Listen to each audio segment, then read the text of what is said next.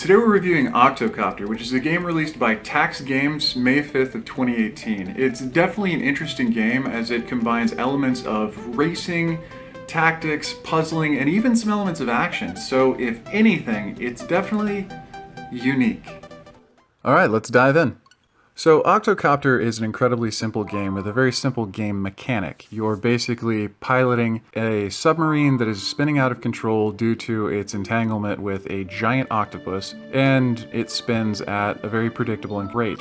Now, the main difficulty in this game lies in the fact that the game mechanics and the control mechanisms are so simple. So as the difficulty or the length of the puzzles actually increase, those simple controls are all you have to rely on. The first of those abilities unlocked is the X button, which allows you to fire missiles from the forward portion of the submarine. The next skill that you unlock is the B button, which allows you to accelerate the submarine faster. And the final skill, the A button, allows you to accelerate the turning of the submarine.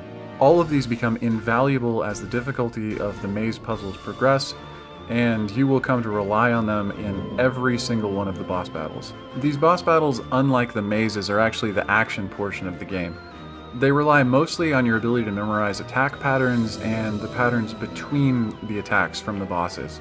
Whether the boss is spinning around trying to slam you with its giant narwhal horn or flapping at you with multiple tentacles, you're going to have to be able to dodge them and spin the submarine simultaneously in order to be able to line up on its one weak point that it will have. Some bosses, like the early narwhal boss, leave that wide open for you, while other bosses defend it quite violently. Unlike the typical Zelda or Mario games, the level bosses in Octo Traveler have 5 hit points. I have to say, after I'd hit this first boss 3 times and it didn't die, I was kind of confused if I was even doing it correctly, just because the 3-hit boss is so typical to these types of video games. After you defeat the world boss, you move on to a new world of 4 new mazes and 1 new boss. At the end of each level, as well as at the end of each boss fight, you have 3 unlockables for 3 different awards for gameplay. The first one being the small yellow crystals, which I believe are supposed to be coral. The second being the time it took you to complete the level or fight.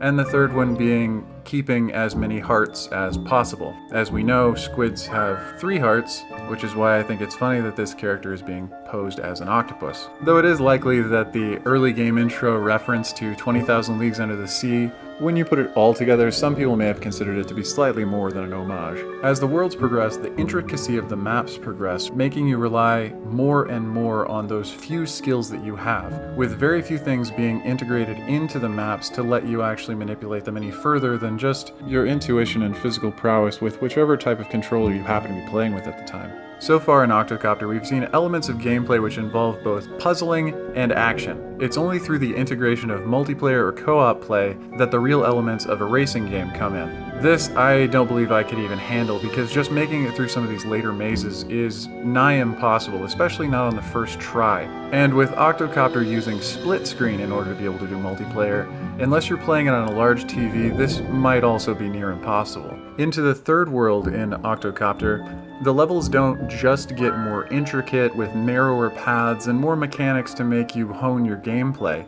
Though having a variety of narrow paths and intricate traps designed to keep you away from the yellow coral that you're trying to collect, the maps actually get quite expansive and sometimes a bit convoluted, leaving you wondering where you're actually even supposed to go. This is frustrating enough in single player with such a delicate ship. I can't even imagine it in multiplayer with the added stress of trying to beat someone else under a time crunch. Well, now that we've covered the general gameplay, mechanics, controls, and general objective, now it's time to talk about what I'm sure you've already noticed: the music. In all honesty, the music for Octocopter starts off as very ambient and quite innocuous, even unnoticeable at first. But as you play through these levels and you repeat checkpoints again and again and again as you try to progress further, those same ambient, aquatic sounds, they turn into your nightmare. And honestly, at that point, there's just no escaping it. It's everywhere and you can't get away from it. While you could be focusing on the levels, trying to get a better time, or achieving some sort of unlockable at the end of a boss fight, You're just not at that point. Instead of drawing you in, it's actively pushing you away. In all honesty, Octocopter isn't a bad game. It's a really decent idea. It has mazes and puzzles, and there's a certain way to work through certain things that takes a lot of skill and intuition and natural ability. But the problem is it's too reliant on its theme. If they would get rid of the ocean theme in the graphics, get rid of the ocean ambient music and the squishy keystrokes, and replace it with something that would actually be some sort of calm music, it would create a very relaxed and welcoming environment for a gamer who liked to solve puzzles and work through incredibly difficult mazes. Because when it's all said and done, accomplishing some of these more difficult tasks is actually very satisfying.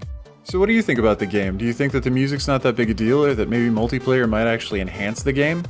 Regardless, I'd love to know what you think, and if you enjoyed this review, feel free to throw me a like or subscribe to stay updated and participate in the channel. As always, thanks for watching. Seriously.